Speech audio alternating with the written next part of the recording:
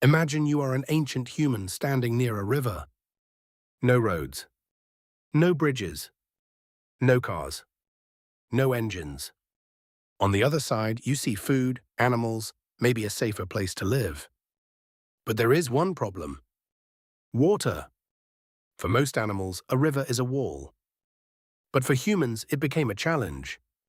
And one day, someone looked at a floating log and thought, wait, what if I can ride that? And that tiny thought may have changed human history forever. Before boats, water controlled where humans could go. A river could stop a family from moving. A lake could block hunters from reaching animals. An island could look impossible to reach. But early humans were not just strong. They were observers. They watched everything. They saw leaves floating. They saw branches drifting. They saw dead trees moving across rivers after storms. And maybe they saw animals climb on floating wood by accident. That is probably where the idea began. Not with a genius inventor in a workshop. Not with blueprints. Not with someone saying, today I will invent transportation. It probably began with a simple accident. A log floated. A human noticed. The first boat was probably not really a boat. It was likely a floating log, a bundle of sticks, or a piece of bark. Maybe someone stepped onto a fallen tree in shallow water. Maybe they held onto it while crossing a river. Maybe they pushed it and realized it could carry weight. At first, it was probably terrifying. The log would spin. The person could fall. The water could be cold, deep, and full of danger. But humans learn fast when survival is on the line. They discovered something powerful: wood floats.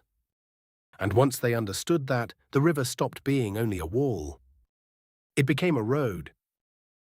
A single log is unstable. It rolls. It turns.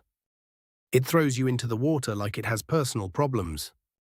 So the next step was obvious: use more logs. Tie several logs together, and suddenly you have something wider, flatter, and safer. That is probably how rafts were born. Early humans could have used vines, animal skin strips, or plant fibers to tie wood together. They did not need metal tools. They did not need nails. They only needed floating material and patience. Rafts were simple, but they were powerful. You could carry food. You could carry tools. You could cross with a child. You could move things that were too heavy to swim with. A raft was not just transportation. It was a floating survival machine. But not every place had big trees. In marshes, swamps, and river deltas, people had reeds. Reeds are long plants that grow near water. When bundled together, they can float. So in some places, humans made reed boats. They cut the reeds, dried them, tied them into thick bundles, shaped the front upward so it would not dive into the water. This was clever because reeds are light and easy to gather.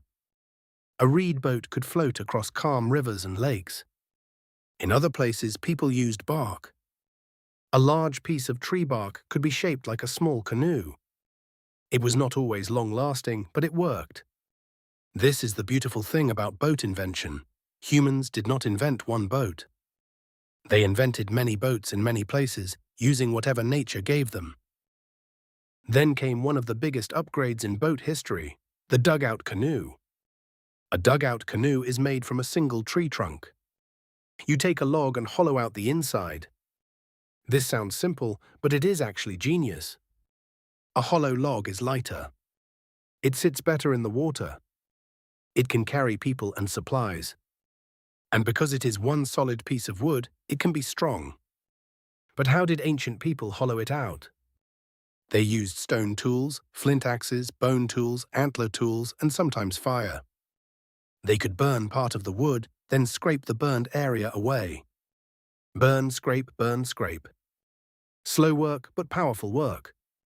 One of the oldest physical boats ever found is the Pesser canoe from the Netherlands. It was carved from a single Scots pine trunk and dates to around 8250 to 7550 BC. So why did humans keep improving boats? Because boats solved huge problems. First, food. Water meant fish, shellfish, birds, turtles, and plants. A boat helped people reach better fishing spots. Second, travel. A river could carry people faster than walking through thick forest. Third, safety. If danger came from one side of the river, crossing water could save your life. Fourth, trade. People could move stones, shells, tools, food, and ideas from one place to another. And that last one is important. Boats did not just move bodies. They moved culture. A boat could carry a tool. A tool could inspire a better tool. A better tool could change a whole village. Water became the first ancient highway. Here is the tricky part. The oldest boat we have found is around 10,000 years old. But boats were probably invented much earlier. Why? Because wood rots. Reeds rot. Bark rots. Most ancient boats disappeared completely. It is very possible that people used simple rafts or boats tens of thousands of years before the oldest surviving canoe. One big clue is Australia. Scientists believe the first people reached Sahul, the ancient landmass that included Australia and New Guinea, around 50,000 to 65,000 years ago. That journey likely required crossing water, which means some kind of watercraft may have existed long before the oldest physical boat we have found. So the first boat may be gone forever. But its shadow is still in the map of human migration. Floating is only step one. The real magic begins when humans learn to control the boat. At first, they may have used hands, then sticks, then longer poles in shallow water, then paddles. A paddle changed everything. Now the boat did not just drift. It obeyed. Humans could move left, right, forward, and backward. They could fight the current. They could aim for a landing spot. That means early boat builders had to understand balance, direction, weight, and water movement. They might not have used math words, but they were doing physics with their hands. Too much weight on one side? The boat tips. Wrong shape? It drags. Flat front? It pushes water badly. Pointed front? It cuts through better. Every mistake became a lesson. Once humans had boats, the world became bigger. Islands became reachable. Rivers became roads. Lakes became hunting grounds. Coasts became neighborhoods. People could explore farther. They could meet groups they had never seen before. They could exchange tools, stories, food, and maybe even songs. Boats also changed how humans imagined the world. Before boats, the water was a border. After boats, the water became a path. That is a huge mental shift. It is not only an invention of wood and rope. It is an invention of confidence. A boat says, the world does not end here. Over thousands of years, boats became more advanced. Rafts became canoes. Canoes became bigger vessels. People learned to add sails. They learned to use wind instead of only muscle. Ancient Egyptians built large boats for the Nile. Mesopotamians used riverboats for trade. Island cultures became master navigators. Eventually, boats became ships. Ships crossed seas. Ships carried armies, merchants, explorers, and entire civilizations. But every giant ship, every fishing boat, every modern cruise ship, and every cargo vessel has the same ancient ancestor, a human noticing that something floated. That is the wild part. The invention started with nature giving a hint, and humans refusing to ignore it. So how were boats invented?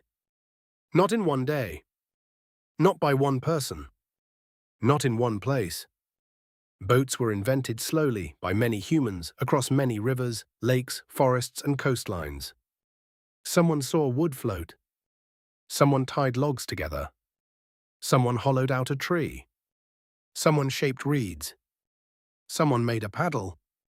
Someone crossed the water and came back alive. And from that moment, water was never the same. The river was no longer a wall. It became a road,